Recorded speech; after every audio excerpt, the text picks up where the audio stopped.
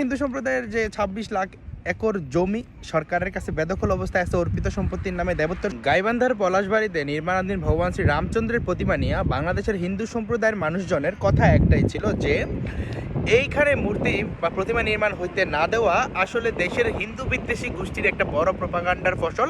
যারা প্রথমে বলছে যে এই বাংলার মাটি নাকি মুসলিমদের 90% মুসলিমদের দেশ, এখানে হিন্দুরা প্রতিমা তৈরি করতে পারবে না, প্রতিমা যাবে হিন্দুস্থানে। পরবর্তী সময় এটার সাথে সার্বভৌমত্ব অ্যাড করছে, নানান কিছু অ্যাড করে দেশের সাথে কনসার্নিং একটা ইস্যু অ্যাড করে একটা জনমত গঠন করে এখন এই ব্যাপারটা নিয়ে নানানভাবে উস্কানি দিতেছে।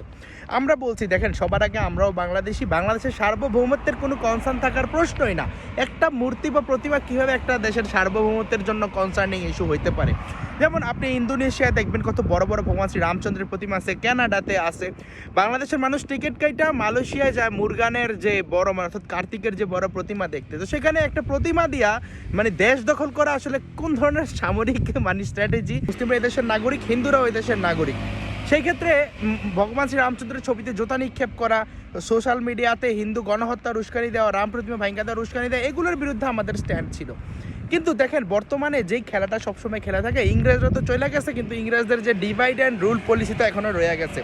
দেখেন ব্যক্তি হরিদাস যদি কোনো ধরনের ভুল করে থাকে, তার টাকা দিয়ে প্রতিমা আর নির্মাণ করা হবে না। বাংলাদেশের হিন্দু সম্প্রদায় নিজস্ব টাকা দিয়ে ভবিষ্যতে এই প্রতিমার কাজ চালিয়ে যাবে। এটা একটা প্রজেক্ট। এখানে হাসপাতাল আছে, মেডিকেল কলেজ আছে, হাসপাতালতে শুধুমাত্র হিন্দুদের চিকিৎসা দেবে এমনও না।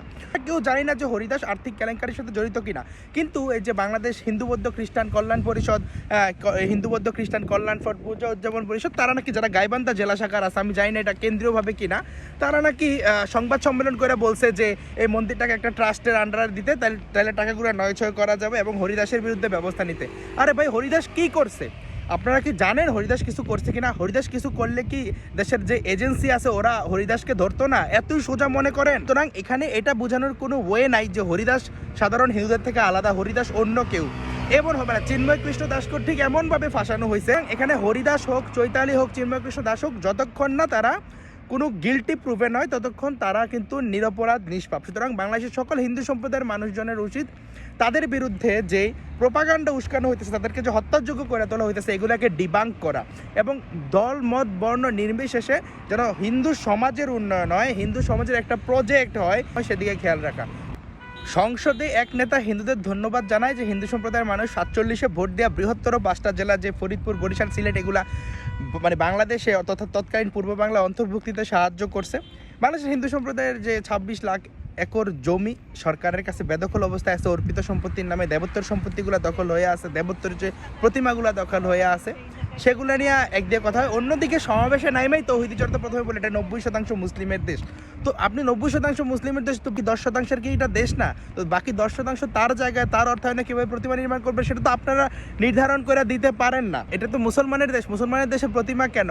একটু পরেই বলবে যে হ্যাঁ, সার্বভৌমত্ব রক্ষার দায়িত্ব শুধুমাত্র মুসলিমদের, হিন্দুদের না। হিন্দুরা সার্বভৌমত্ব রক্ষার জন্য আগেও জীবন দিছে, 1971-এও জীবন দিছে, রাজাকার ছিল না। তারা তাদের মতো দেশপ্রেম দেখাবে, তাদের মতো দেশের সার্বভৌমত্ব রক্ষায় কাজ করবে। জননী জন্মভূমিষ্ঠ স্বর্গাদপি করিষ্যি। এর মানে এই না যে তৌহিদ জনতার গুজব প্রোপাগান্ডায় তালে তাল দিয়া হিন্দুদের জীবনকে নাশ কইরা আপনাদেরকে তেল দিয়া দেশপ্রেমিক হইতে হবে। ধন্যবাদ সবাইকে। ভিডিও ভালো লাগলে লাইক, কমেন্ট, শেয়ার করে পাশে থাকতে পারেন।